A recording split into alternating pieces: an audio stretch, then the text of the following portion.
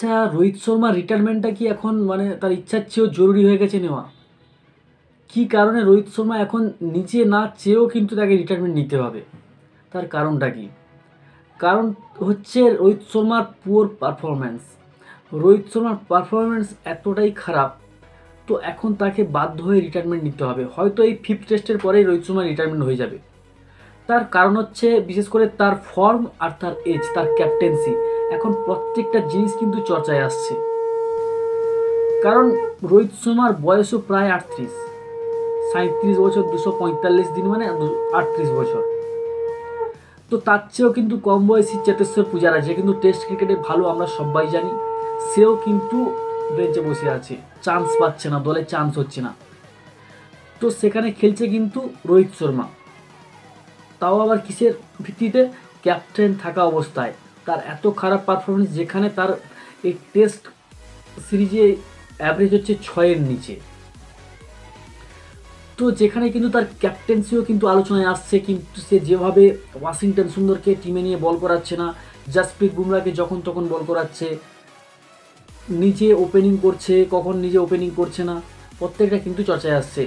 নিজে সেলফিশভাবে খেলছে, এরকম ট্যাগ আসছে। কিন্তু আপনারা এই রোহিত শর্মাকে নিয়ে এরকম বলতে পারবেন না, কারণ হচ্ছে তার যে ফ্যান বেস আছে এতটা স্ট্রং, আপনাকে নিয়ে যা কিছুই বলতে পারে।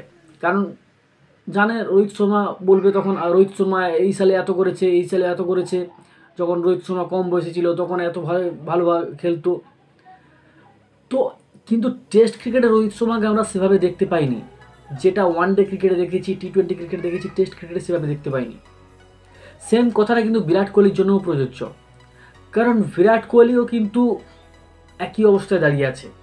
হয়তো কিছুজন বলছে, কিছু এক্স ক্রিকেটার বলছে যে না, বিরাট কোহলি হয়তো আরও কিছুদিন খেলা দরকার। কিন্তু প্রশ্নটা তো সেই এক জায়গায়, যে বিরাট কোহলি তো নামের উপরে খেলা যাবে না, খেলতেও তো কিছুটা পারফরমেন্স করে দেখাতে হবে, যে পারফরমেন্স কিন্তু আমরা বিরাট কোহলির কাছে পাইনি। হয়তো ওয়ানডেতে ফর্ম ফিরতে পারে, কারণ সে ওয়ানডে সিরিজেও তো রেস্ট দিয়ে দেওয়া হয়েছে। সেই চ্যাম্পিয়ন্স ট্রফিতে আমরা দেখতে পাবো বিরাট কোহলি আর রোহিত শর্মাকে। তো বিরাট কোহলির জন্য হয়তো এটাও কিন্তু লাস্ট টেস্ট সিরিজ হতে পারে।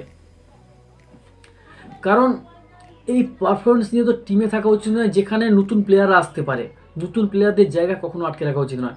আর সমস্যা কোথায়? সমস্যা হচ্ছে আমাদের মতো, মানে এই দুজন এখন লেজেন্ড আছে, পরে লেজেন্ড কী হবে? অবশ্যই ইন্ডিয়াতে বারবার হয়েছে, বারবার করা হয়ে দেখিয়েছে।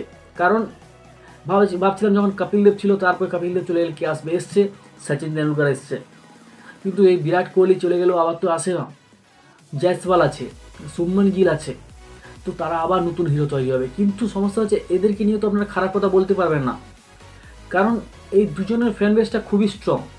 যেখানে কিন্তু কোনো কিছু বললে তারা পেছনের রেকর্ড দেখাবে, এইসব দেখাবে, কিন্তু এরকম তো চলবে না। আগে যা করেছে, কিন্তু পরেও তো করতে হবে।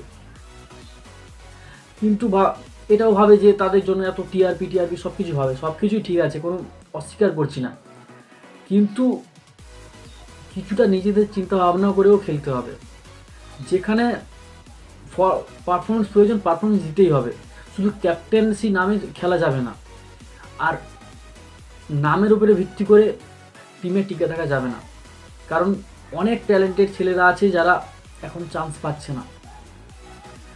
তো হয়তো রোহিত শর্মার উপরে এইভাবে যে এলিগেশন আসছে, এইসব এলিগেশন দেখে হয়তো রোহিত শর্মা এই 5th টেস্টের পর রিটায়ারমেন্ট নিয়ে নিতে বাধ্য হবে। কারণ রোহিত শর্মাকে এখন সেলফিশও পর্যন্ত বলা হচ্ছে। এখন দেখার বিষয় যে রোহিত শর্মা কি রিটায়ারমেন্ট নেয় কি নেয় না। কারণ রোহিত শর্মা তো ওয়ানডে খেলবে, এটা নিয়ে কোনো ডাউট নেই, কারণ রোহিত শর্মা ওয়ানডে প্লেয়ার হিসেবে খুবই দারুণ। তো ভিডিওটি যদি ভালো লাগে লাইক শেয়ার কমেন্ট অবশ্যই করবেন। দেখা হচ্ছে পরের ভিডিওতে, সবাই ভালো থাকবে।